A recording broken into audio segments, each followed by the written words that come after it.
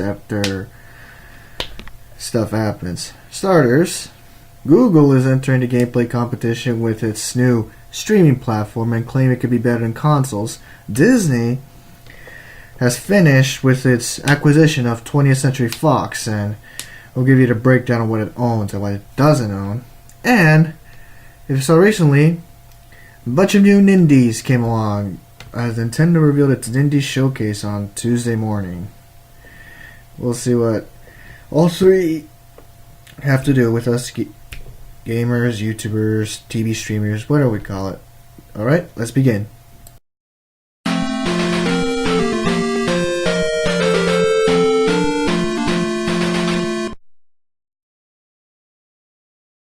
What's up guys, it's Jimmy Retro coming to you with a new video of what has happened in the past couple of days.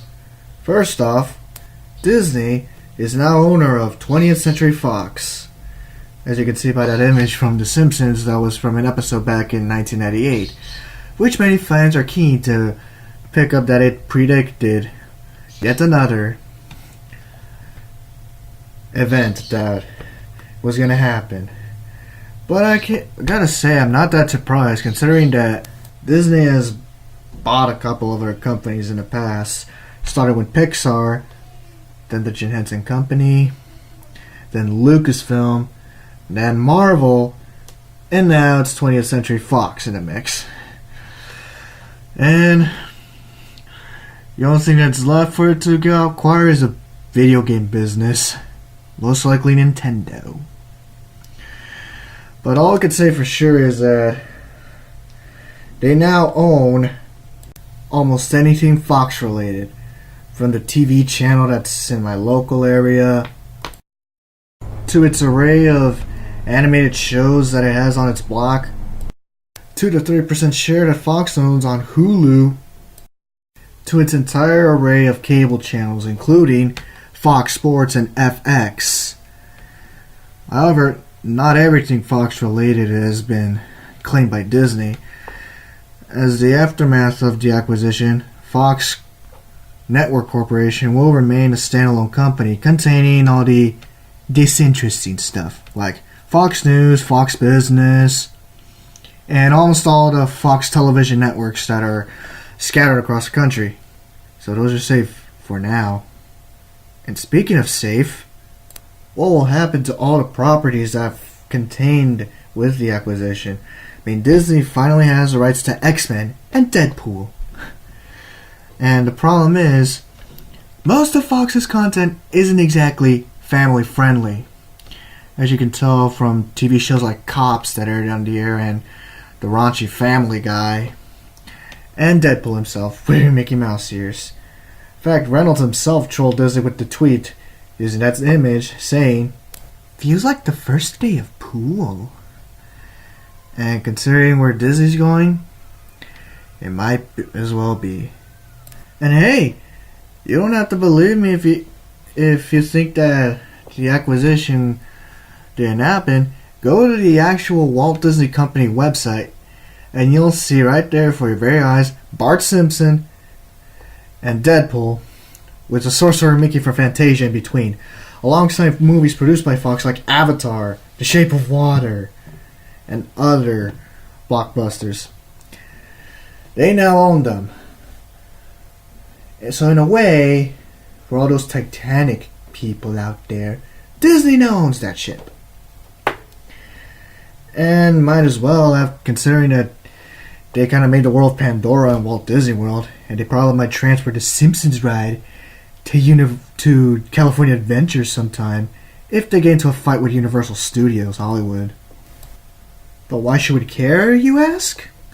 Well, for starters, Disney has become increasingly huge, considering that it just bought another major TV station, as well as having owned the American Broadcasting Corporation for a while now. And I got a feeling it's not going to stop. I mean, Disney now owns 60% of Hulu, with Comcast and Time Warner owning the remaining 40%. And as far as I heard, Disney is in talks with AT&T to try to buy their stock, making it more of a 70-30 now. However, you might not want to rush these to consider the future of the streaming platform. Even though it reduced its price to $5.99 as a response to Netflix, and you might want to finish up on your NBC content or your anime or whatever it's been put on, because sooner or later Disney's going to own 100% of it. But it might not be changed at all. Consider if you take CEO Bob Iger's words as for it. He said that he would leave the streaming service untouched while launching Disney Plus sometime later in 2019. Because to leave the adults with some of their content, so shows like The Orville, This Is Us, and all other freeform /NBC /CBS, they might still be on there, but it's hard to say right now considering it's been only 2 days since they bought it.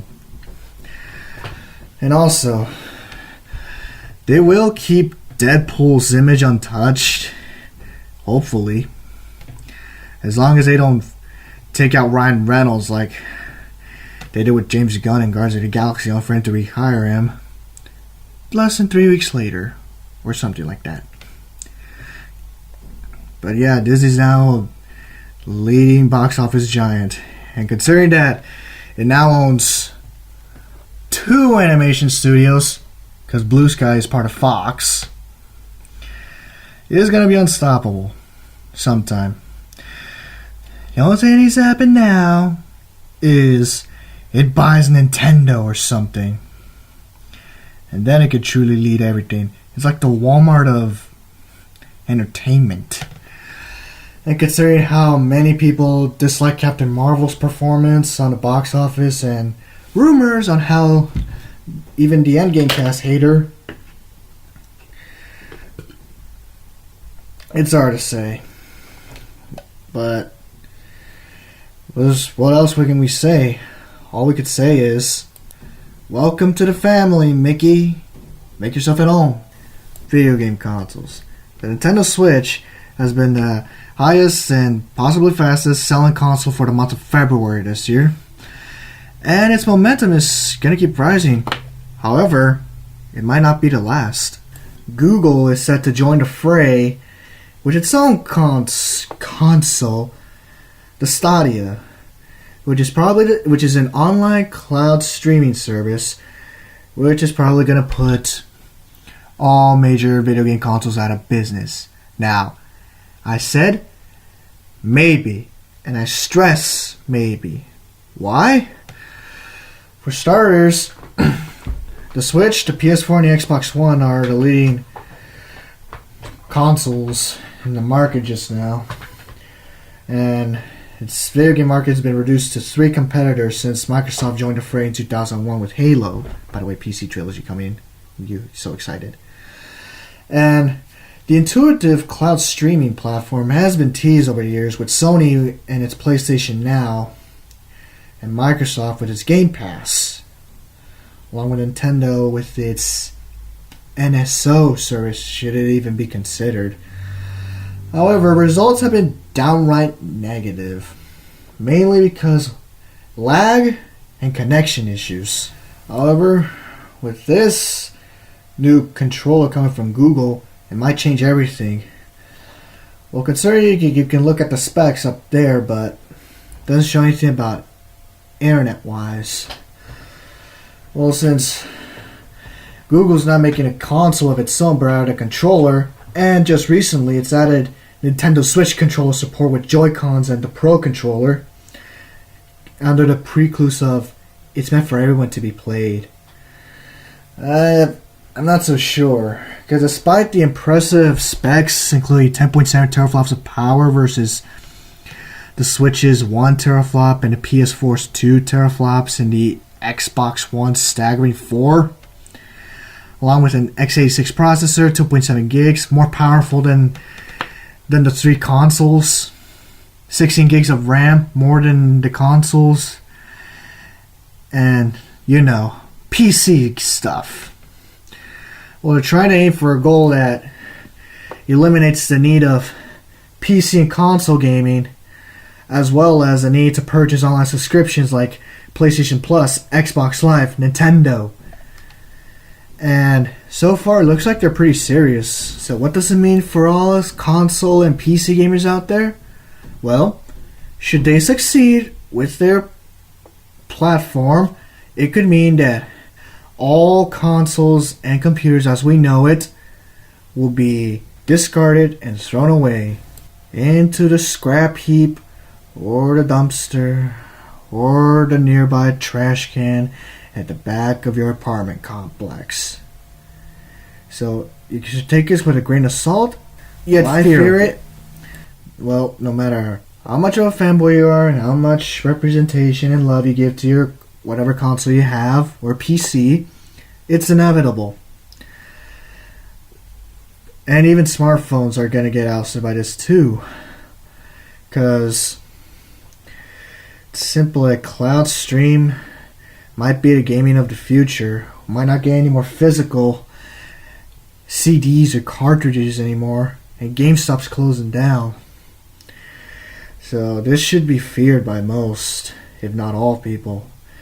If they want to continue playing their PlayStations or Xboxes or Nintendo consoles or handhelds, they better do it fast and quick, because the launch of the Stadia will determine the future of launch titles. It's going to have Assassin's Creed Odyssey and Doom Eternal, which is a game that's coming out for the Switch, PS4, and Xbox One, and PC. And Assassin's Creed Odyssey is already on the Switch, and it's on a streaming service, but it's only in Japan. So Nintendo kind of beat Google to the punch when it came to that. If only they would release it, the cloud streaming service overseas for all us Western players to enjoy.